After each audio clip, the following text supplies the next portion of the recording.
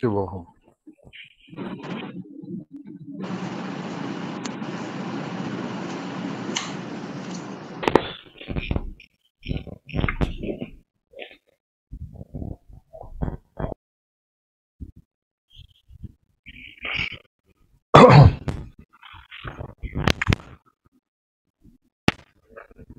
Indian philosophy, we are not interested in the world. We are interested in self. Why? Because we are the center of all the experiences. Especially if we don't exist. Look at, if we don't exist, our existence is not there, then the world does not exist for us. The, the world does not exist. For example, when we go to deep sleep, the world does not exist. World does not exist for us. Others may report that you were there, you were snoring, you were lying on the bed cross-legged and all that. But for you, the world does not exist. If the world does not exist, you don't have any problem with the world. There is no more suffering. Because there is no experience of world. So primarily, world exists because we exist. Correct? And it is within our capacity, or rather it is only dependent on our capacity how we are going to perceive the world. For example, if we are blind, then for us in this world there is no rupa, there is no form, the way others are perceiving. Suppose we are blind, then we will not be able to see the world the way world exists for others. It is not existing for us, right? Suppose we are not aware of certain things which are kind of certain aspect. For example, now we are seeing that world in this world that sun is revolving around earth. But once you know it deeper than that, then you understand, sun is at the center, actually the earth is revolving. So the more we are aware, the understanding here changes the perception outside. So the way we are observing or seeing the world depends on how are we perceiving it, right? Now the perception is basically the function of our antahkarana.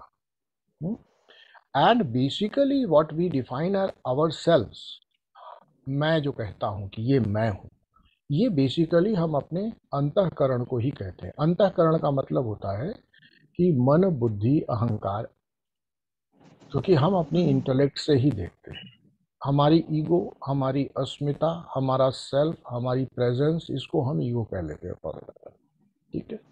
और हमारा मन, जो कि हमें सारे इंद्रियों से, सारे हमारे जो इंद्रियां हैं वहाँ से जो हमारी इंफॉर्मेशन है वो हमारे मन में आती है, और मन में ही हम दुनिया को जानते हैं. देखो, हम दुनिया को इंद्रियों में नहीं जानते. We do not perceive world in our eyes. Through eyes, the world enters our mind, and the perception happens at the level of mind, right? And therefore, if your mind goes to sleep, the eyes remain open, but you don't perceive the world, right? That is also a possibility, right? Suppose somebody is sleeping, you open his eyes wide open, he will not be able to see anything. Why? Because the mind is not attached to the indriya.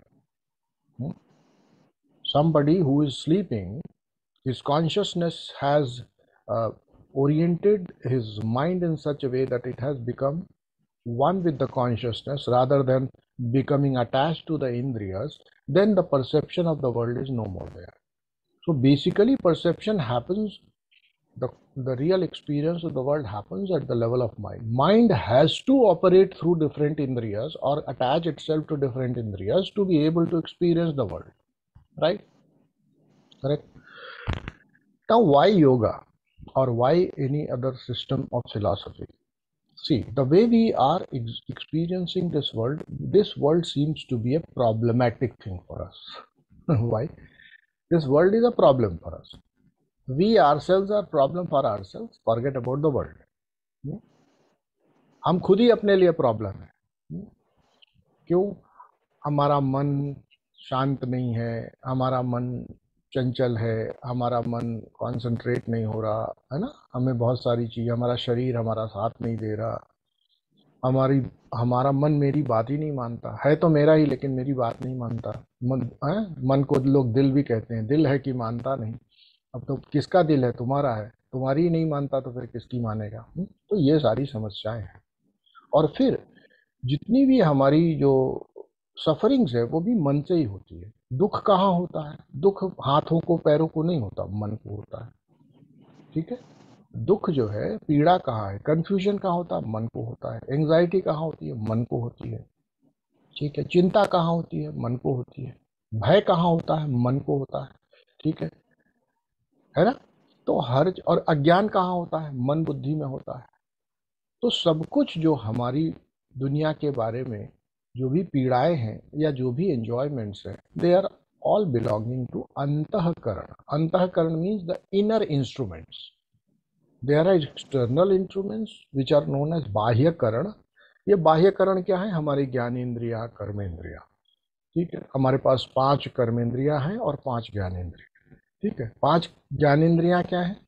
We are perceiving the form through eyes, we are perceiving the word through ears, we are perceiving the taste from the tongue, we are perceiving the touch from the skin, we are perceiving smell from the nose, so on so forth. So 5 sense organs means 5 ज्ञानेन्द्रिय। ये 5 ज्ञानेन्द्रियां हमारे करण हैं और 5 कर्मेंद्रियां भी हैं हमारी। ठीक है। जिसको कि आप शायद नहीं जानते हो।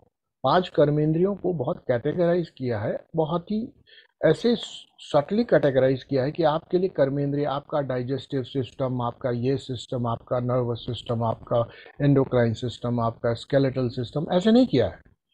पतंजलि ने या हमारे सांख्य फिलॉसफी ने इसको बहुत ही साइंटिफिकली इसको 4 या 5 जो हमने बताए 5 कैटेगरीज में डिवाइड किया है। पहला है जिसको हम बोलते हैं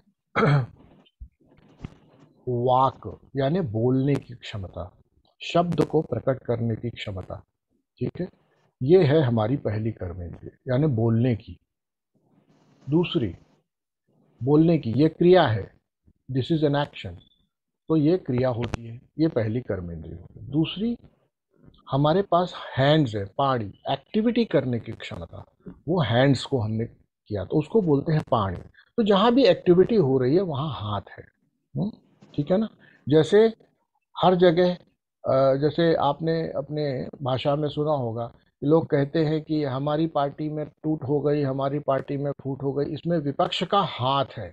देखो कहते हैं ना, विपक्ष का हाथ है। अब हाथ का मतलब है ये क्रिया है, कर्म है। ठीक है। इस तरीके की एक्टिविटी। हाथ का मतलब, पानी का मतलब वो पार्ट हमारी बॉडी का जो हमें एक्टिविटी में इंगेज करता है। तो डोमिनेंटली हैंड्स है, ऐसा नहीं है कि क्रिया हर जगह नहीं होती, रिप्रेजेंटेशन हैंड है उसका। ठीक है। इसको एक कर्मेंद्रिय माना है। जो तीसरी कर्मेंद्रिय है हमारे पास, वो है पाद, यानी चलना, लोकोमोशन। ठीक है। पैरों का। जैसे हमारे जिंदगी में जो भी मूवमेंट्स है वो हमारे पैरों से होते हैं। ठीक है। तो ये पाद हो गया। जहाँ भी मूवमेंट हो, चाहे आपके करियर में भी मूवमेंट होगा ना, तो वो भी पाद है। जैसे लोग कहते हैं सफलता की सीढ़ी चढ़ते जाओ, मतलब चढ़ने में पैर ही यूज होता है ना। सीढ़ी का मतलब है पैर से चढ़ा जाएगा। तो वहां पर जहां भी हमारा प्रोग्रेशन हो रहा है, मूवमेंट हो रहा है, वो उसको डिनोट किया है पाद से। ठीक है। ये हमारा तीसरा कर्मेंद्रिय हो। चौथी कर्मेंद्रिय हमारी है प्रोक्रिएशन। ठीक है। नए जीवन को नया आधार दे पाना या नए आइडियाज ला पाना। हर चीज जो कुछ भी हम नया बनाते हैं, what ever new, what ever creative happens. So a function of creativity, a function of creativity. It may be creating a new body, it may be creating a new life, it may be creating a new machine, it may be of creation of a new system which we have conceived in the mind and create in the physicality. So anything created, anything which is getting created is a function. So function of creativity, function of procreation. ठीक है ना? हम ये भी हो सकता है कि हम केवल एक ही काम करें अपनी जिंदगी में, जो ज्यादातर लोग जैसे करते रहते हैं, है ना, अपनी फोटोकॉपी बनाते रहे। ठीक है ना? स्त्री पुरुष के संयोग से नया जीवन बनाते रहे। प्रोक्रिएशन का एक एक स्टेप, एक एस्पेक्ट वो भी है। तो उससे संबंधित जो कर्मेंद्रिय है उसको बोलते हैं उपस्थ। ठीक है, सिर्फ रिप्रेजेंटेशन है। ठीक है। और पांचवी कर्मेंद्रिय है एक्सक्रीशन। एक्सक्रीशन, ठीक है, एक्सक्रीशन का मतलब होता है whatever is unwanted in the system we should get rid of it. Whatever we don't want it is to be discarded. तो excretion in our whole body system is like sweat में है, पसीने में है ना, breathing से excretion होता है continuously. 70 to 80% toxins are remove from your breath. ठीक है, 70 से 80% हमारे जो टॉक्सिन्स हैं कहाँ से एक्सक्रीट होते हैं? ब्रीदिंग से, ब्रेथ से। ठीक है, यूरिन है, स्टूल है, ऑल दैट। ठीक है, तो ये हमारे एक्सक्रीशन के प्रोसेसेस हैं और ये क्रिया है। तो 5 कर्मेंद्रिय हो गई, इसको बोलते हैं पायुवेंद्रिय। पायुवेंद्रिय हो गई, उपस्थ हो गई, ठीक है, पादेंद्रिय हो गई, स्पर्शेंद्रिय हो गई, या इसे स्पर्शेंद्रिय नहीं, इसे पाणी हो गया, पाणी माने कर्मेंद्रिय हो गई फिजिकल वर्क की, और हमारी वाक इंद्रिय, वाक यानी बोलना, यहाँ वाक माने चलना नहीं, अंग्रेजी वाला नहीं। ठीक है, तो ये हमारी 5 कर्मेंद्रियां हो गई और 5 ज्ञानेंद्रियां हो गई। ये 5 कर्मेंद्रियां और 5 ज्ञानेंद्रियां इस दुनिया के साथ इंटरैक्ट करती हैं, और जब ये मन से कनेक्ट होती हैं तभी इंटरैक्ट करती हैं, तभी इनमें ये कैपेसिटी आती है। तो इन सब का रूट कॉज हुआ माइंड, जिसको अभी हम रफली माइंड कह रहे हैं। वो क्या है? चित्त। चित्त, चित्त में 4 फंक्शन है। पहला फंक्शन है चित्त का, पहला फंक्शन है चित्त का, जो चित्त है उसी के फंक्शन अलग अलग होने से उसका नाम बदल दिया जाता है। जहां पर वह दुनिया के साथ जुड़ करके हमें बहुत सारे ऑप्शंस देता है या दुनिया को परसीव करने में हमारी हेल्प करता है, उस फंक्शन को माइंड कहते हैं। चित्त के ही उसी फंक्शन को क्या कहते हैं? माइंड कहते हैं। दूसरा, जब यही चित्त डिसीजन लेता है, राइट, चॉइसेस करता है, तो चॉइसेस करने के फंक्शन को, डिसीजन लेने के फंक्शन को हम उसी चित्त को बुद्धि कहते हैं। ठीक है, और यही फंक्शन, यही चित्त जब किए गए कर्मों को और विचारों को और वस्तुओं को ओन करता है, ओनरशिप का फंक्शन जब लेता है, ये मेरा थॉट है, देखो ये मेरा निर्णय है, तो ये ओनरशिप का थॉट जब वो चित्त में लिया जाता है तो उसको कहते हैं अहंकार। ठीक है, ईगो। और इसके बाद चित्त स्वयं में भी एक फंक्शन है अपने आप में, राइट, जो कि और ब्रॉडर फंक्शन है। ये 3 तो हमें बड़े क्लियर दिखाई पड़ते हैं, जो कि चित्त में बहुत सारे करेंट्स होते हैं, बहुत सारे हमारे स्टोर्ड इमोशंस होते हैं, बहुत सारा, ये सबट्राटम है चित्तम। ठीक है, ये पूरा मटेरियल चित्तम है, पूरा सिस्टम जिसको हम चित्तम कह रहे हैं, इसके 3 फंक्शन मैंने आपको बताया। ठीक, चौथा चित्त स्वयं है, राइट। इस चित्त में क्या क्या होता है? हमारे सारे कर्मों का स्टोर होता है, हमारी सारी मेमोरीज का स्टोर होता है, हमारी सारी इच्छाओं का स्टोर होता है, हमारे सारे एस्पिरेशंस का भी स्टोर होता है। तो ये सब इसमें अवेलेबल होता है। ठीक है, तो स्मृति जो है, जो मेमोरी है, वो भी चित्त का ही पार्ट है।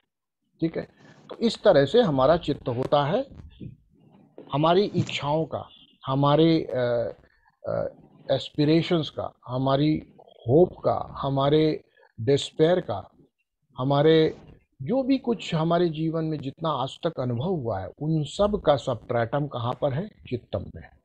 ठीक है, वो सब चित्त में उपलब्ध है। तो पतंजलि यहाँ पर मन शब्द का प्रयोग नहीं करते। ठीक है, पतंजलि ओवरऑल सिस्टम को जब डिफाइन करेंगे योग के, तो उसमें चित्त शब्द का प्रयोग करते हैं। और चित्त कहते ही बहुत बड़ी बात कह रहे हैं वो, इसमें अहंकार भी है, इसमें बुद्धि भी है, इसमें मन भी है, इसमें चित्त स्वयं भी है। ठीक है ना? तो हमें इस जगत में यदि दुख, दर्द, कष्ट, पीड़ा, जन्म, मृत्यु आदि जैसे भय हैं, हमारी आकांक्षाएं हैं, हमें बुरा लगता है, कुछ भला लगता है, कुछ, यही तो हमारा दुख है ना। सब अच्छा अच्छा हो तो नहीं होगा प्रॉब्लम, केवल रहना रहना हो, जाना ना हो तो नहीं होगा प्रॉब्लम, केवल हमें इज्जत मिले और बेइज्जती ना मिले तो नहीं होगा प्रॉब्लम। लेकिन चूंकि वर्ड डुअल है, हर चीज में डुअलिटी है, जन्म के साथ मृत्यु जुड़ा है। इज्जत मिलेगी तो बेइज्जती भी कभी होगी। सुख मिलेगा तो जब सुख को या तो बचाए रखने की कोशिश करोगे कि ये जाए नहीं, तो उसमें दुख होगा, चिंता होगी, और चला जाएगा तो दुख पक्का हो जाएगा। तो सुख मिले तो भी दुख है और दुख मिले तो भी दुख है। देखो, देखो, दुनिया को दुख क्यों कहा? क्योंकि सुख मिल गया तो दुख ये है कि कहीं चला ना जाए, और गलती से चला जाता ही है, क्योंकि कोई चीज परमानेंट तो होती नहीं, ये जाएगा ही जाएगा। चला जाएगा तो यही सुख, शुरुआत में थोड़ी देर के लिए जो सुख मालूम पड़ता है वो दुख हो जाता है। जैसे उदाहरण, अभी आपने नई गाड़ी खरीदी है, ठीक है, कार खरीदी है एक आपने, ठीक है, और कार खरीदने का सुख मिला, लेकिन फिर तुरंत ही दुख शुरू हो गया। खड़ी कहाँ करेंगे? बगल वाले बच्चे पड़ोसी इसमें स्क्रैच मारेंगे, ठीक है, चलाएंगे तो चालान भी हो सकता है, पेट्रोल कितना खाएगी, ठीक है, सर्विसिंग कैसे करानी है ना, पॉल्यूशन है कि नहीं है, हजार दुख हो गए। एक सुख मिला उसके साथ दुख हो गए। जो मिलता है एक सुख, उसके साथ जुड़ते हैं हमारे हजार दुख, हमेशा याद रखें, ठीक है। दुख को हमने डिफाइन कर लिया कि संसार में दुख ही दुख है। अब गलत नहीं है तो आप जरा सा तार्किक ढंग से देखिए, see logically you will be able to see through it that world has only dukh. क्योंकि वो सुख भी जो आज मिला, कल तक नहीं मिलने के कारण भी दुखदाई ही था, ठीक है ना। कल तक कार नहीं थी तो वो दुख था, कार आने का एक मोमेंट केवल सुख का है, फिर दुख चालू हो गया। देखो, ठीक है ना। शादी नहीं हुई थी तो समस्या थी, शादी होने के एक दिन के सुख हुए और उसके अगले दिन से दुख हो गया, ठीक है ना।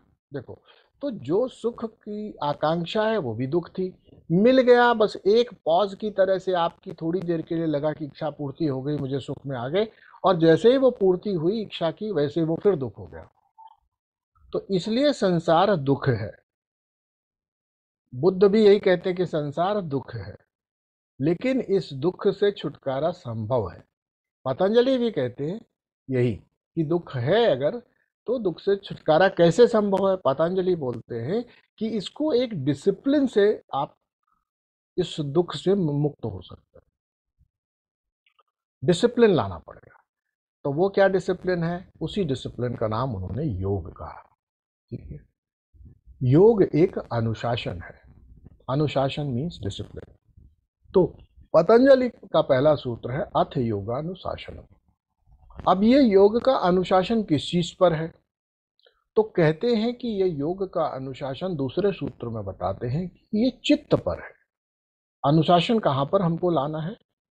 we'll have to bring discipline, put things in order, where?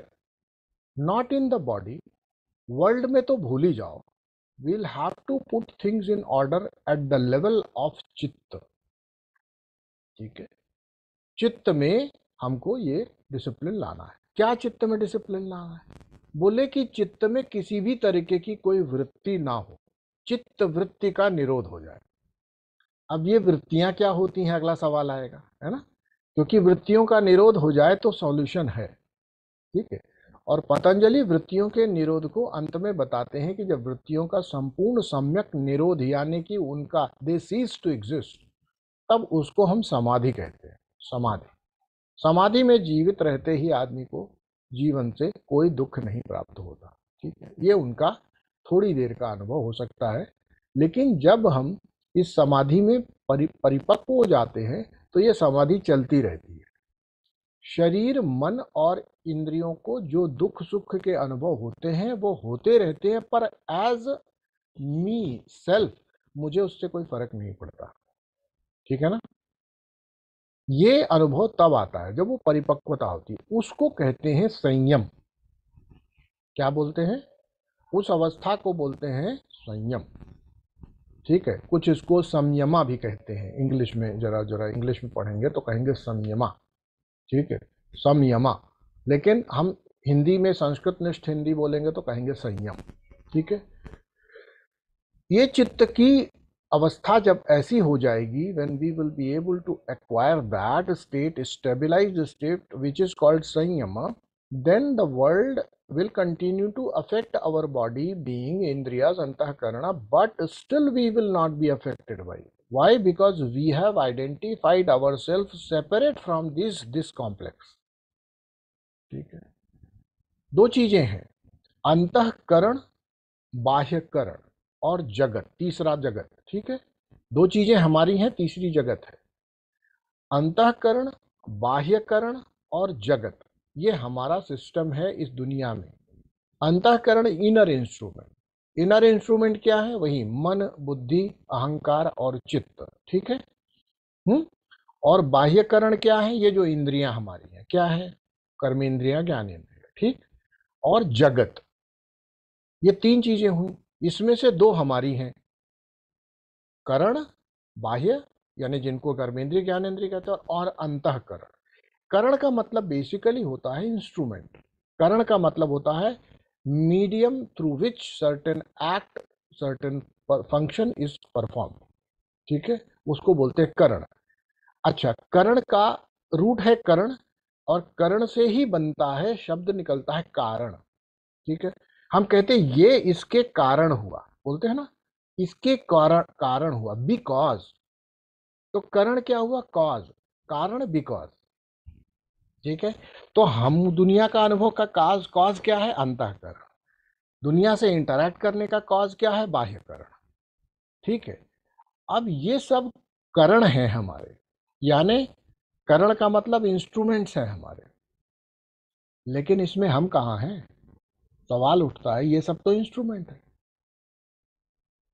है ना? भाई, मन भी इंस्ट्रूमेंट है, बुद्धि भी इंस्ट्रूमेंट है। अंतःकरण में जो मन, बुद्धि और अहंकार, ये तो चित्त में काम करते हैं ना, और चित्त का दृष्टा, साक्षी, अनुभव करता मैं हूं ना, ये मेरा चित्त है ना। तो इस सब में तो मैं नहीं हूं, मैं तो इससे अलग हूं ना। तो जो मैं हूं, अब इस बात को समझ लेना उमा महेश, कि देखो, हम जिस भी चीज पे उंगली रख के कह दें कि ये मेरा है, मेरा है, वो मैं नहीं हो सकता। हो सकता है क्या?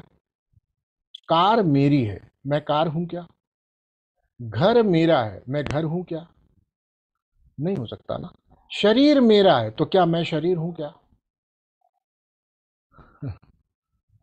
मन मेरा है, मैं मन हूं क्या?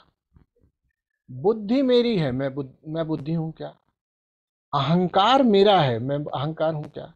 चित्त मेरा है, मैं चित्त हूं क्या? इन सब से पता चला कि मैं इससे अलग हूं, और मैं अपनी खोज ही कर रहा हूं कि मैं कौन हूं।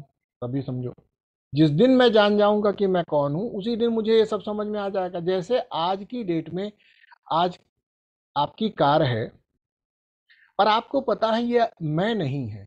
एक एक्सीडेंट हो जाए जिसमें कार चूर चूर हो जाए और आप अपने मन, शरीर समेत अलग हो जाओ खड़े, तो आप कहोगे चलो कोई दिक्कत नहीं है, मैं तो बचा हुआ हूं। ठीक है ना? क्यों भाई, कहोगे ना? अरे कार गई तो गई, हफ्ते को क्या लेना देना है, मैं तो सुरक्षित हूं ना। ठीक। अब इसी प्रकार से यदि मैं इस असली मैं को जान जाऊं, योग के माध्यम से, तंत्र के माध्यम से, साधनाओं के माध्यम से, तो किसी दिन यह शरीर, अंतःकरण आदि भी मेरे से छिन जाए, तो मैं कहूंगा क्या फर्क पड़ता है, ठीक है, ये कार ही तो है, गई तो गई, अभी तो मैं हूं ना। ठीक है ना? मैं तो हूं ना। ये शरीर गया, ये अंतःकरण गया, ये मन गया, ये बुद्धि गई, ये सब गया, लेकिन मैं तो हूं ना। तो इसमें हमारी पूरी खोज ये है कि मैं अपने आप को इसमें खोज लूं, कहाँ से कहाँ हूं मैं, मेरा सच्चा स्वरूप क्या है। ठीक है, तो हमको आज अपनी समस्या क्या है? हम अपनी समस्या ये है कि हम अपने आप को मन मान करके या चित्त मान करके समस्या में पड़े हुए हैं। जैसे जब आपका मन परेशान होता तो आप क्या शब्द उपयोग करते हो? आप कहते हो मैं बहुत परेशान हूं। ठीक है, मन प्रसन्न होता तो क्या कहते हो? मैं बहुत प्रसन्न हूं। जबकि मन की प्रसन्नता और मैं का कोई संबंध नहीं है। मैं जानता है कि ये परेशान है, मैं जानता है कि मन सुखी है, मैं जानता है कि मन दुखी है। ना मन ना मैं सुखी है ना मैं दुखी है, इस स्थिति को आनंद कहते हैं। जिस स्थिति में मैं है वह आनंद में है। आनंद सुख और दुख दोनों से परे है, न्यूट्रल, लेकिन एक अफर्मेटिव पॉजिटिव न्यूट्रल है वो। ठीक है, उस न्यूट्रल स्टेट में मैं हूं, और मैं इस सब को जानता हूं कि मैं दुखी को जब कह रहा हूं, जब ने मैंने मैं को मन मान लिया। ठीक, देखो, मुझे दर्द हो रहा है, मुझे दर्द हो रहा है, इसका मतलब है मैंने शरीर अपने आप को मान लिया। उस मैंने, शरीर में दर्द होता है, शरीर मेरा है, लेकिन मैं को दर्द नहीं होता। मैं जानता है कि शरीर को दर्द है, लेकिन यदि मैं शरीर को मैं मान लेगा तो कहेगा मुझे दर्द हो रहा है। ठीक, सही है। फिर दूसरी बात, मुझे भूख लगी है, ये अन्नमय कोश जिसके कहते हैं, ये जब जिस इससे आइडेंटिफाई कर लिया तो कहेगा मुझे दर्द हो रहा है। पर प्राणमय कोश से कहेगा, जब प्राणमय कोश में आएगा तो कहेगा मुझे भूख लगी है, मुझे प्यास लगी है, मुझे नींद आ रही है, आदि आदि। ठीक है, क्या हो गया, अब ने इस मैंने अपने आप को प्राणमय कोश मान लिया।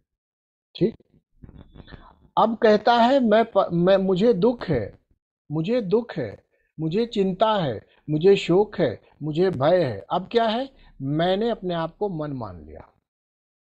ठीक बात है, सही है, स्पष्ट है ये बात।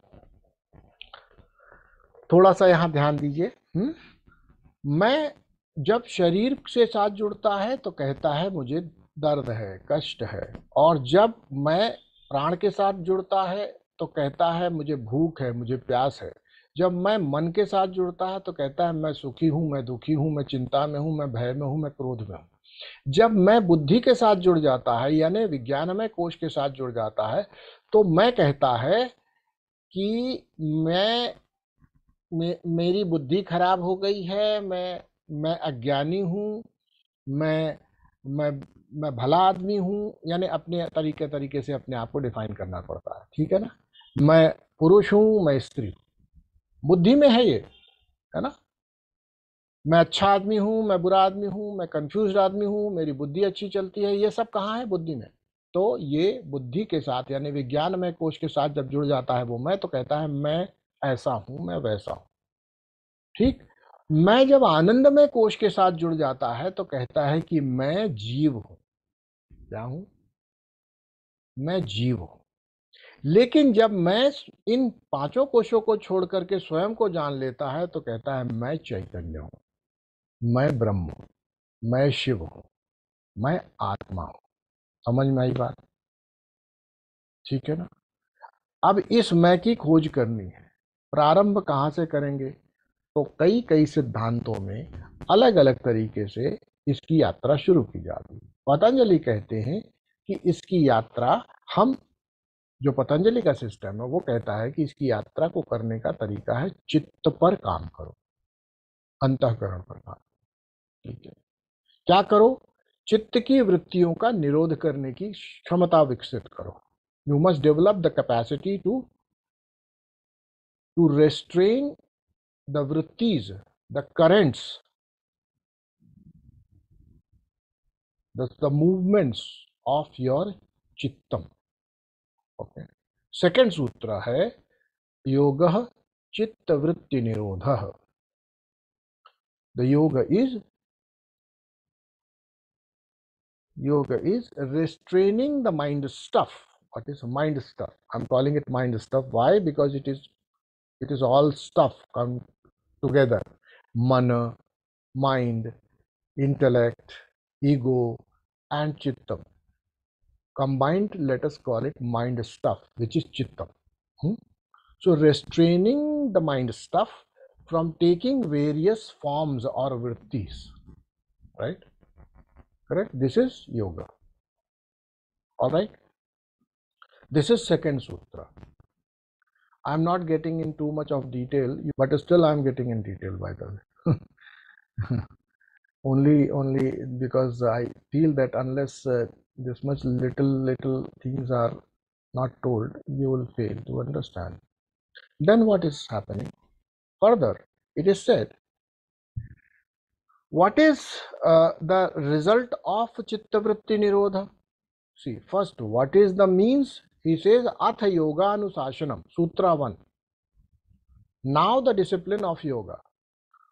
फिर कहते हैं कि इसका तरीका क्या है? बोले योग अनुशासन तरीका है। बोले इसमें क्या करना पड़ेगा? बोले चित्तवृत्ति निरोध करना पड़ेगा। बोले चित्तवृत्ति निरोध क्या होगा? बोले तदा दृष्टु स्वरूपे अवस्थानम।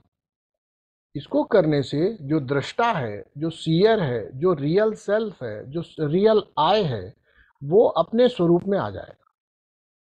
ठीक है, वो ना बुद्धि के साथ जुड़ेगा, ना मन के साथ जुड़ेगा, ना प्राण के साथ जुड़ेगा, ना शरीर के साथ जुड़ेगा, और ना आनंद रूप अज्ञान के साथ जुड़ेगा। वो अपने स्वरूप में आ जाएगा। तदा दृष्टु स्वरूपे अवस्थानम। ये कब हो पाएगा? जब चित्त वृत्ति का निरोध होगा। ठीक, ठीक है, ये हो गया तीसरा सूत्र। आगे बढ़ते हैं, अगले सूत्र पर आते हैं। यदि चित्त का वृत्तियों का निरोध नहीं होता तो क्या होगा? बोले तो बताए वृत्ति सारूप्यम इतरत्र। ठीक है, वृत्ति सारूप्यम इतरत्र, ये सूत्र है। यानी जब हमारा मन या चित्त, माइंड स्टफ, निरोध की अवस्था में, रेस्ट्रेंट अवस्था में, काम स्टेट में नहीं होता, तो क्या होता है? वो वृत्तियों के साथ एक हो जाता है।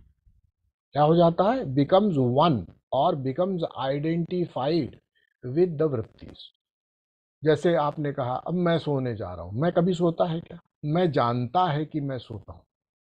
ठीक है, मैं परेशान हूं क्या? मैं कभी परेशान होता है क्या? मन परेशान होता है।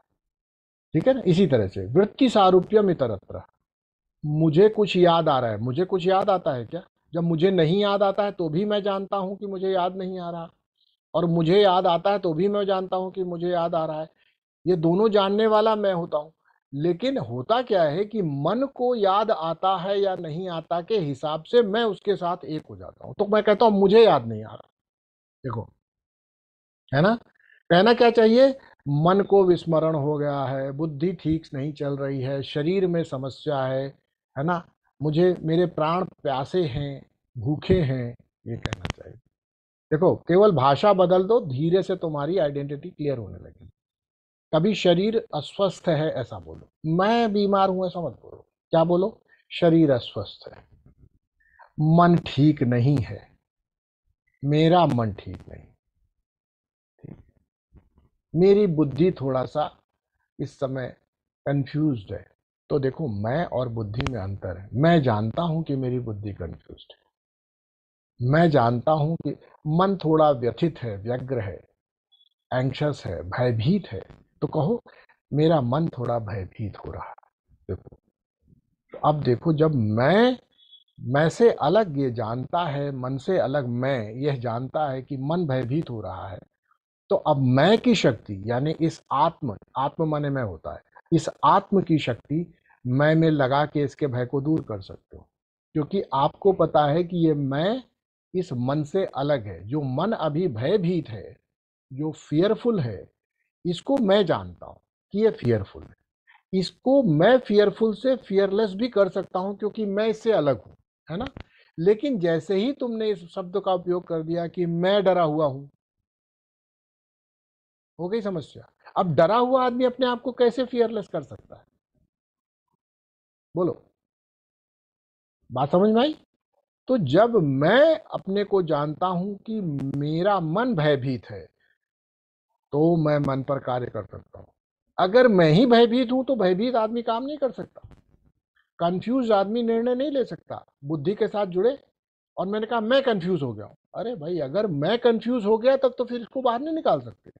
मैं जानता हूं कि मेरी बुद्धि कंफ्यूज हो गई है। देखो, अभी बहुत काम करने की संभावना बची हुई है ना, क्योंकि मैं बुद्धि नहीं है। समझ में आई बात? तो ये धीरे धीरे स्पष्ट होता जाता है। तदा दृष्टु स्वरूपे अवस्थानम, सूत्र 3 कहता है कि यदि हम चित्त की वृत्तियों का निरोध कर करके धीरे धीरे जानेंगे, तो हमको अपने स्वरूप का पता चल जाएगा। ठीक है, तब जब हमें अपना स्वरूप, सच्चा स्वरूप पता चल जाएगा, और मैं उस पर स्थिर हो जाऊंगी, अवस्थानम, वहां पहुंच जाऊंगा और मैं वहां अनमॉडिफाइड स्टेट में रहूंगा हमेशा, तो मैं सब चीजों को जैसी हैं, एज इट इज देख सकूंगा, है ना, इन रियल सेंस। नहीं तो क्या रहेगा, भयभीत हो करके मैं ये भयभीत जगत को देखूंगा, चिंता में आ जाऊंगा तो मैं चिंता समेत जगत को देखूंगा। अन्यथा मैं ये देखूंगा कि मैं जानने वाला हूं मन भयभीत है, जगत में ये स्थिति है। मैं जानने वाला हूं शरीर में ये स्थिति है और जगत में ये स्थिति है। मैं जानने वाला हूं मेरी बुद्धि की ये स्थिति है, मेरी जगत की ये स्थिति है। तो मैं हमेशा हमेशा पावरफुल पोजीशन में रहता हूं, क्योंकि मैं आइडेंटिफाइड नहीं हूं अभी। क्लैरिटी है? अब अगर नहीं किया तो बोला वही होगा, तुम कहोगे मैं मरा जा रहा हूं, मैं कभी मरता है? मैं जानता है कि ये शरीर मर रहा है, मैं नहीं मरता, मैं केवल जानता है। ठीक है ना? कहिए कि नहीं, बोलो। अब आप पतंजलि से पूछेंगे भाई आपने बता तो दिया कि वृत्ति का निरोध करना है, चित्त में जो वृत्तियां हैं उनका निरोध करना है, उनको काम डाउन करना है, उनका जड़ से, Samuel, from the root itself उनको खत्म करके उसको ऐसी स्थिति लाना है जहां पे वृत्तियों का निरोध हो जाए। तो वृत्तियां होती क्या है और कितने तरीके की होती हैं, आप सवाल पूछेंगे पतंजलि से, बिल्कुल पूछेंगे, है ना। कोई गुरु बताए, कोई तो चेला जरूर पूछेगा। तो एक्चुअली पतंजलि बिल्कुल सीक्वेंशियली चलते हुए हर चीज का जवाब देंगे। तो कहते हैं कि वृत्तय, अब वृत्ति के बारे में बताते हैं, मतलब वृत्तय पंचतय क्लिष्टा अक्लिष्टा। कैसे हैं? वृत्तय पंचतय क्लिष्टा, क्लिष्टा अक्लिष्टा। ठीक है। वृत्ति कैसी होती है? बोले 5 तरीके की होती है। 5 तरीके की होती हैं और 2 कैटेगरी की होती है। पहले रफली बताया, पहले एक कैटेगराई बताया कि देखो वृत्ति क्या होती है, 5 तरीके की होती है। 5 तरीके भी 2 तरीके होते हैं। हर पांच वृत्ति क्या होती है, 2 तरीके की होती है। आप समझो, क्या बताया, 5 तरीके की वृत्ति होती है। और ये जो वृत्ति 5 तरीके की होती है, ये फर्दर 2 तरीके की और हो जाती है। कैसी? वही वृत्ति क्लिष्ट हो सकती है और वही वृत्ति अक्लिष्ट हो सकती है। जैसे उदाहरण, अभी समझ जाओगे, पतंजलि अगले सूत्र में जवाब दे देंगे, चिंता मत करो। तुम मुझसे पूछ रहे हो, पतंजलि तुम्हारी सुन रहा है, टेंशन मत लो। वृत्तयः पंचतयः क्लिष्टा, क्लिष्टा अक्लिष्टा। अब 5 तरीके की वृत्ति होती है, क्लिष्ट हो जाती है कभी वही, और वही कभी अक्लिष्ट हो जाती है। ठीक है। क्लिष्ट का मतलब होता है कठिन, दुख देने वाली, हमारे डेवलपमेंट में मुश्किल पैदा करने वाली, हमारे चित्त को और घुमाने वाली, हमारे चित्त की वृत्ति को सपोर्ट करने वाली, वो होती है क्लिष्ट। और अक्लिष्ट क्या होती है? अक्लिष्ट होती है वह वृत्ति जो हमारे को इस वृत्ति से निकालने में सहयोगी हो जाएगी। ठीक है ना? देखो, देखो, उदाहरण देते हैं। अगर कोई समस्या है, आपको आपको कोई प्रॉब्लम मिला है, प्रॉब्लम कोई आपको पोज किया, हमने आपको एक प्रॉब्लम दिया, मैथमेटिकल दिया या कुछ भी दिया, ठीक है, एक प्रॉब्लम दिया, आपके दिमाग में पहुंचा। प्रॉब्लम क्या था? विचार था कि नहीं? ये विचार ही तो था। मन तो हमारा शांत बैठा था, हमें एक विचार दे दिया आपको, ये पहले सुलझाओ, है ना, है ना। तो रिडल, रिडल एक विचार है, रिडल पहुंच गया दिमाग में। अब ये रिडल आपको, दिमाग को और घुमाता है कि नहीं घुमाता, बताओ। ये क्या हो सकता है, ये क्या हो सकता है, इसका और क्या सोल्यूशन है, और क्या सोल्यूशन है, ये हो गया। ये विचार ही है जो और विचारों को पैदा कर रहा है। तो एक यह प्रॉब्लम हो गई। अब सपोज करो कि कोई आदमी दूसरा आए और कह रहे क्यों परेशान होते हैं, ये है सोल्यूशन इसका। अच्छा अच्छा, ये सोल्यूशन है, शांति हो गई। देखो, सोल्यूशन भी एक विचार ही होता है। देखो, सोल्यूशन भी तो उसका एक विचार है, प्रॉब्लम भी एक विचार है। प्रॉब्लम जब तक प्रॉब्लम है, वह विचार और विचारों को घुमाता जाता है। तो एक विचार भी क्लिष्ट हो सकता है और एक दूसरा विचार ऐसा हो सकता है जो क्लिष्ट से अक्लिष्ट हो जाए, बल्कि हमारी क्लिष्टता को समाप्त भी कर दे, है कि नहीं। एक विचार जो क्लिष्ट था उसको अक्लिष्ट बना दिया दूसरे विचार ने। तो यानी दोनों ही वृत्तियां हैं चित्त में, चित्त में तो दोनों ही वृत्तियां हैं। चित्त शांत था, कोई कोई रिडल, कोई पहेली नहीं पूछी गई, एक विचार आ गया। अब विचार ये चित्त में वृत्ति है, यानी चित्त में मॉडिफिकेशन है। एक शांत चित्त में अब समस्या की वृत्ति हो गई है, समस्या प्रकट हो गई। ठीक, इस समस्या रूपी वृत्ति या विचार से और विचार प्रकट होते चले जाते, चित्त इसमें घूमता ही चला जाता है। ठीक, तो इसलिए इस समस्या रूपी विचार को चित्त में वृत्ति के रूप में देखा जाएगा तो कहा जाएगा कि यह क्लिष्ट वृत्ति है। ठीक, अब सॉल्यूशन रूपी विचार को भी वृत्ति के रूप में ही देखा जाएगा, लेकिन ये अक्लिष्ट वृत्ति है। क्यों? क्योंकि अब ये रिपल्स को खत्म करने के लिए काम आती है। ठीक है, सही है। तो आप कहेंगे कि फिर हमारा काम क्या होना चाहिए? बुरी क्लिष्ट वृत्तियों से अक्लिष्ट में पहुंचना, है ना। डिफिकल्ट, कम्बरसम, ट्रबलसम वृत्ति से सूदिंग वृत्ति में आ जाना, सॉर्टेड आउट हो जाना, यही है ना, बुद्धिमानी से जीना। ठीक है ना। लेकिन पतंजलि ये नहीं कहते।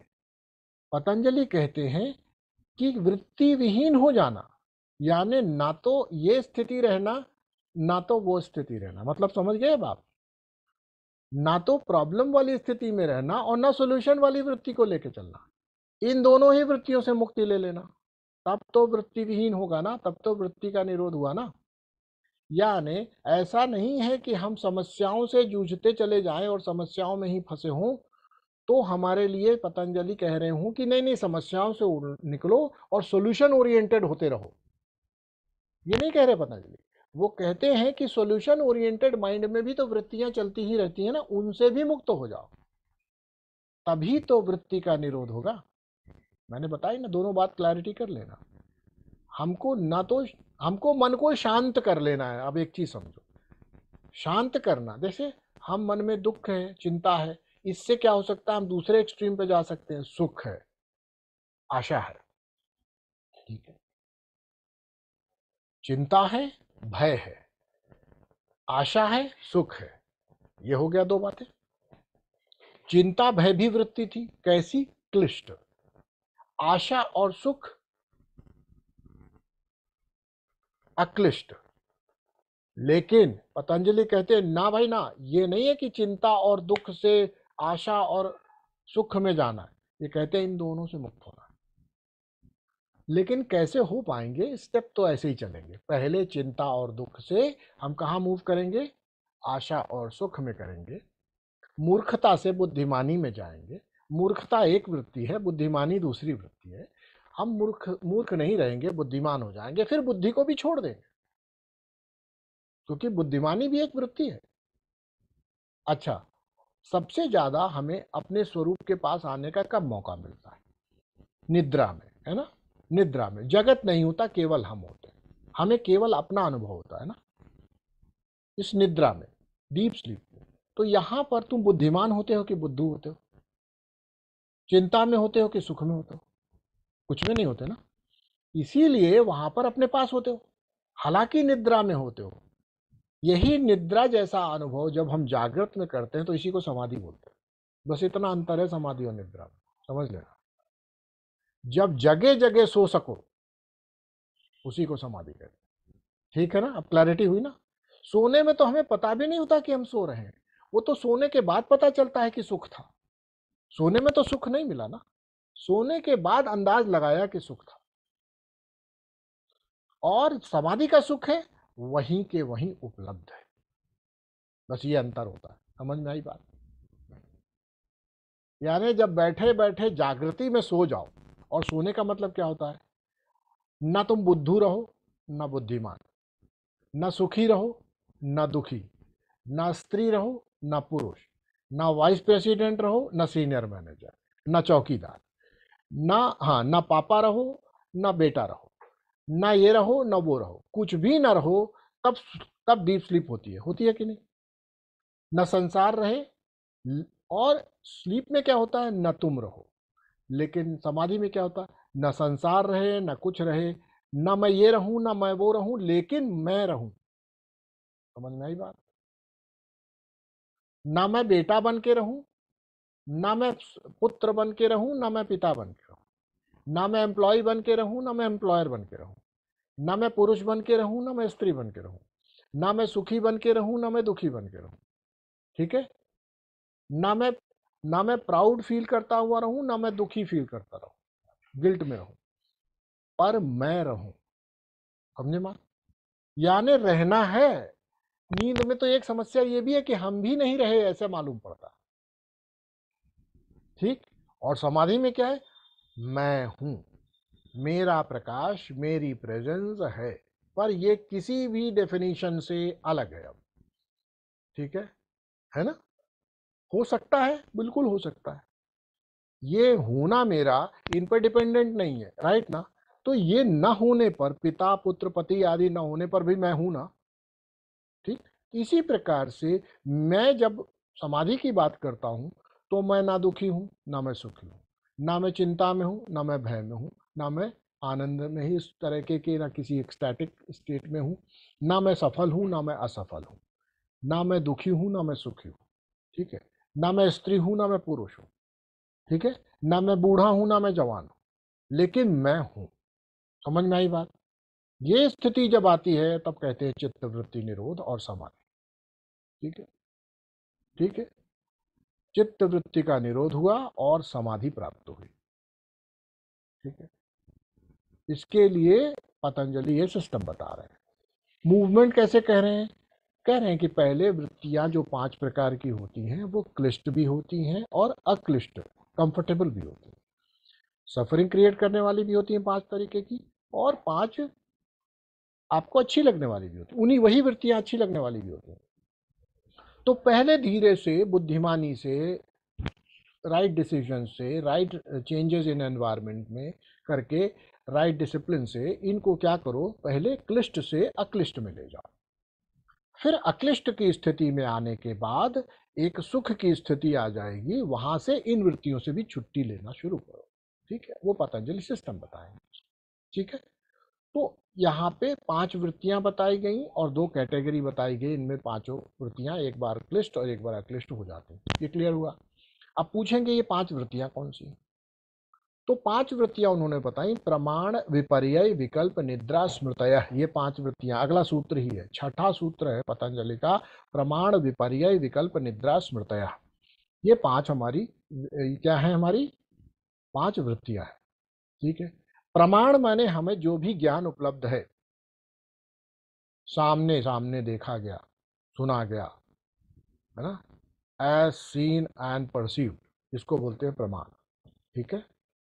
हमारी जानकारी, हमारा ज्ञान, ये होता है प्रमाण। समझ में आया? प्रमाण। प्रमाण कहाँ मालूम पड़ता है? ज्ञान कहाँ होता है? चित्त में मालूम पड़ता है ना। ठीक। प्रमाण कहाँ मालूम पड़ता है? अभी आप मुझे सुन रहे हो, ये है प्रमाण, इसे कहते हैं प्रमाण। ठीक है। आप मुझे सुन रहे हो ना, देख रहे हो, ये प्रमाण है। ठीक है ना? और हमारे जुडिशियल सिस्टम में भी ऐसे ही कहा जाता है, क्या प्रमाण है? प्रमाण का मतलब कोई साक्षी है, किसी ने देखा, किसी ने महसूस किया, राइट? यही है प्रमाण। तो प्रमाण का मतलब जो अनुभव किया, डायरेक्ट अनुभव जो हुआ, जैसा हो रहा था वैसा अनुभव कर लिया, तो उसको बोलते हैं प्रमाण। फिर होता है विपर्य। विपर्य का मतलब होता है दिखा तो वैसा, लेकिन वैसा था नहीं। विपर्य, उदाहरण के तौर पर, हमको रात का थोड़ा सा हल्का सा अंधेरा अंधेरा सा हो रहा था, और रास्ते में जा रहे थे और सांप पड़ा दिखाई दे गया, और हम डर गए। ठीक। डर गए और दौड़ के वापस आ गए कैंप में अपने। अरे रास्ते में सांप पड़ा हुआ है। फिर हम वहां से टॉर्च लेके गए। टॉर्च लेके गए और वहां टॉर्च जला के देखा तो रस्सी पड़ी हुई थी। ठीक। नहीं नहीं, सांप नहीं, सांप नहीं है, सांप नहीं, रस्सी है, रस्सी है। ओके। पहले जो देखा सांप में, अब टॉर्च जलाने के बाद रस्सी जब दिख गई, तो तुम सवाल पूछोगे कि भाई जो सांप था वो कहाँ गया? पूछोगे? नहीं पूछोगे ना। क्यों नहीं पूछोगे? तुमको तो पता है ना कि उस समय तुम किससे डरे थे? सांप से डरे थे ना। पर रस्सी को देखने के बाद सांप पूछोगे कि सांप कहाँ गया? नहीं, क्योंकि वो था ही नहीं। हमने सिर्फ देखा, ऐसा महसूस हुआ। ठीक। इसी को बोलते हैं विपर्य। मिराज वाटर्स जानते हैं, मिराज वाटर्स जानते हैं, है ना? क्या है, होता है, ऐसा लगता है, लेकिन जब जब हम जानते हैं, उसको सही स्थिति में जानते तो पता नहीं होता। तो इसको बोलते हैं विपर्य। ठीक है, विपर्य। ये दूसरा है, ज्ञान हो रहा है लेकिन वो वैसा नहीं है। ठीक है, तो प्रमाण जैसा हो रहा है वैसा हम जानते हैं, विपर्य जैसा हो रहा है दिखता है वैसा होता नहीं। ठीक, ये हो गया विपर्य। और ये भी कहाँ उपलब्ध होता है, देखो समझना इस बात को, ये सब बातें किसी बाहर नहीं हो रही हमारी, ये भी चित्त में ही होता है। ये सब चित्त की वृत्तियां बताई जा रही, कुछ बाहर की बात नहीं की जा रही है। जो हमें प्रमाण मालूम पड़ता है वो भी हमारे चित्त में वृत्ति के रूप में होता है, जो हमें विपर्य मालूम पड़ता है वो भी हमारे चित्त में ही होता है। ठीक है, और इस क्योंकि वो चित्त में ही होता है, बाहर नहीं होता, इसलिए विपर्य बाद में प्रमाण बन जाता है। विपर्य रूपी सांप प्रमाण रूपी रस्सी बन जाता है। बाहर कुछ नहीं होता, सब अंदर ही होता है। ध्यान में आया, समझ में आया? ये अंदर ही है। अच्छा, दूसरी बात, स्थिर रस्सी रूपी सांस जो प्रमाण है, जो स्थिर रस्सी रूपी सांप पड़ा हुआ है, हमारे लिए प्रमाण है। हम कह रहे ये विपर्य नहीं है, ये स्थिर रस्सी पड़ी हुई है, ऐसा है ना, स्टेबल अनमूविंग रस्सी पड़ी हुई है। लेकिन जरा थोड़ा और गौर से देखोगे और जानकारी बढ़ेगी तो पता चलेगा कि ये रस्सी स्थिर नहीं है।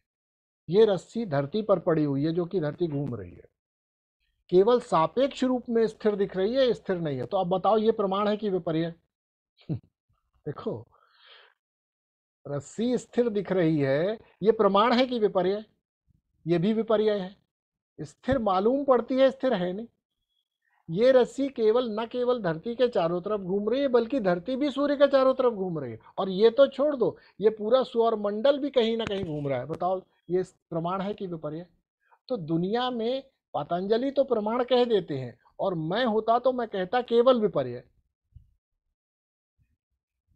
बोलो, प्रमाण तो आप ले ही नहीं सकते इंद्रियों से, मन बुद्धि से प्रमाण नहीं मिलता, लेकिन रिलेटिवली सत्य है ना, इसलिए हम उसको प्रमाण बोलते हैं। जिसको हम भी कहेंगे सच है, दूसरा भी कहेगा सच है। हमको मालूम होगा कि धरती का चक्कर लगा रही है, घूम रही है, सूर्य का चक्कर लगा रही है, तो ही हम कहेंगे कि ये प्रमाण नहीं है, ये विपर्य है कि रस्सी स्टेबल है। लेकिन साधारण कॉन्शियसनेस के स्तर पर जब सारे लोग उस रस्सी को देख रहे होंगे, तो मेरी ही तरह वो सब भी यही कहेंगे कि रस्सी स्थिर है कि नहीं? तो जनरल एक्सेप्टेड प्रमाण है कि ये रस्सी है और स्थिर है, सांप नहीं है। ठीक, लेकिन अगर और गहराई में देखना शुरू करेंगे तो पता चलेगा ये भी विपर्य ही है, और ये पूरा संसार ही विपर्य है। क्यों? क्योंकि ना कोई व्यक्ति है, केवल इलेक्ट्रॉन प्रोटॉन न्यूट्रॉन का तो सब खेल चल रहा है। बताओ, जो दिख रहा है वो विपर्य है कि नहीं? बोलो, है तो। लेकिन अभी हम उस लेवल तक नहीं जाते, अपनी फिलॉसफी को और अपनी अंडरस्टैंडिंग को इतना डीप कर लेंगे तो दुनिया बचेगी कहाँ? तो हम सीखेंगे कहाँ से? क्योंकि पकड़ेंगे तो यहीं पर आके ना, बार बार। तो let us get back to वृत्ति, जिसमें पहली है प्रमाण, दूसरी है विपर्य, तीसरी है विकल्प। विकल्प क्या होता है? विकल्प होता है कल्पना, कल्पना, इमेजिनेशन। ठीक है ना? ठीक है ना? जैसे कि मैं आपसे कहूं गुलाब, आपको मैंने गुलाब बोला, आपको गुलाब समझ में आया? आ गया? गुलाब कहीं है नहीं है, लेकिन गुलाब फिर भी आपको समझ में आ गया। कैसे आया? इसी को बोले कल्पना, विकल्प। ठीक है, यह है विकल्प। ये कहां पर समझ में आया? चित्त में। बाहर कहीं गुलाब है? कहीं नहीं है, नहीं है ना बाहर कहीं गुलाब। इस समय गुलाब का अनुभव चित्त में हुआ, बाहर है कहीं? नहीं है। यह है विकल्प, ये भी चित्त में वृत्ति होता है। फिर हो गई निद्रा, स्लीप इज ऑल्सो अ वृत्ति। ये सबसे बड़ी समस्या है। निद्रा, deep sleep is also a वृत्ति। ठीक है ना? और उसके बाद स्मृतयः यानी स्मृति, ये सारे को साथ मिला के स्मृतयः का, स्मृति यानी मेमोरी। ठीक है, मैं आपसे कोई भी नाम ना लूं, फिर भी आप अपने पीछे से पता नहीं क्या चीजें निकाल के अपने चित्त में बैठे हो सकते हो। जैसे अभी आप मुझे सुन रहे हो सकता है अपने दिमाग से हमने फलाने बाबा जी को भी देखा था, वो भी पगड़ी लगाते थे। अब वो फलाने बाबा जी पगड़ी लगाते थे, मैंने ना पहले यहाँ पे तुमको बोला शब्द, ना बाबा जी का नाम लिया गया, ना आपने कोई ऐसी चीज यहाँ पे देखी है आसपास, लेकिन आपने अपनी स्मृति से निकाल दिया बाबा जी। ये भी आपकी वृत्ति है चित्त की। ठीक है, ठीक है ना।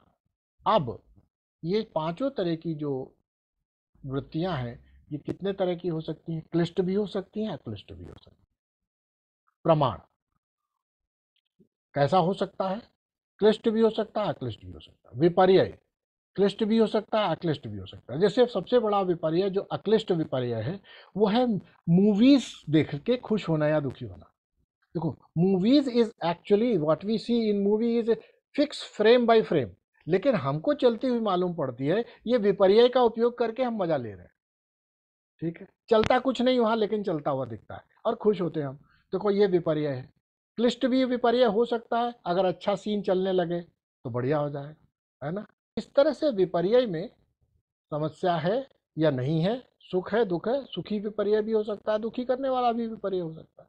विकल्प यानी कल्पना भी दुखी हो सकती, सुखी हो सकती। नहीं, बाबा जी पगड़ी वाले थे लेकिन मेरी जेब काट ली थी, अब ये विपर्य है, विकल्प है। कहाँ से? कल्पना है कि ये भी हमारी जेब काटेंगे।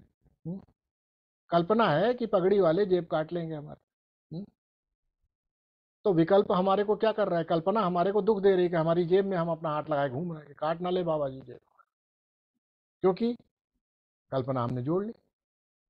ठीक। और फिर देखा, अच्छा कल्पना की, नहीं नहीं बाबा जी ने आशीर्वाद दिया था, कमर का दर्द ठीक हो गया था। हाँ हाँ, हो सकता है बाबा जी आशीर्वाद दे दें, तो अभी क्या हो गया? विकल्प।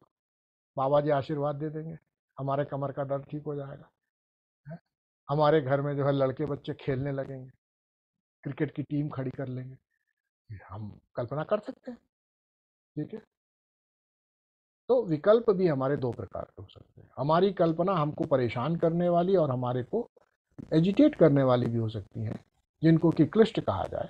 और इसी तरह से हमारी कल्पनाएं हमको सुखी करने वाले भी हो सकती हैं, चिंता से मुक्ति दिलाने वाली भी हो सकती हैं, भय से मुक्ति दिलाने वाली भी हो सकती हैं।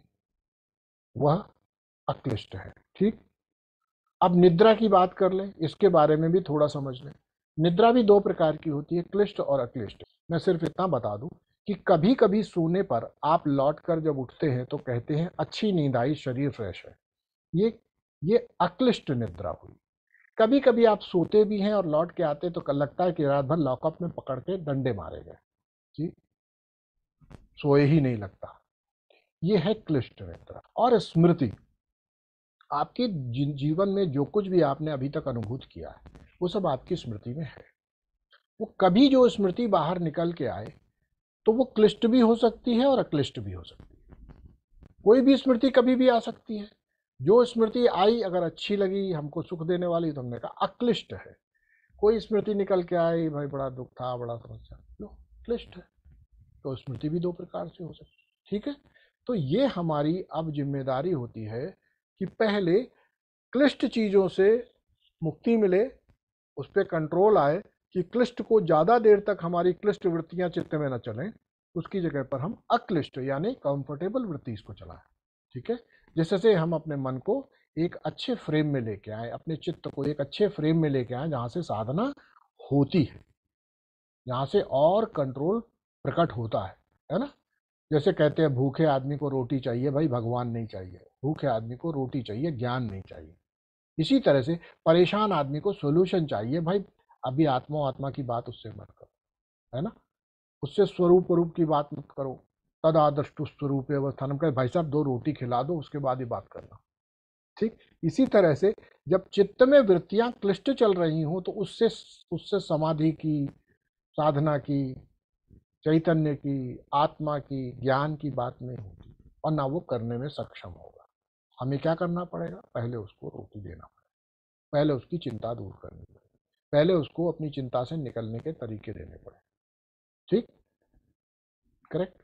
तो क्लिष्ट वृत्तियों से अक्लिष्ट वृत्तियों तक जाने की हमारी आगे की यात्रा होनी चाहिए। हालांकि बहुत डायरेक्टली ये पतंजलि यहाँ पर कहते नहीं। फिर ये बताते हैं कि प्रमाण क्या होता है।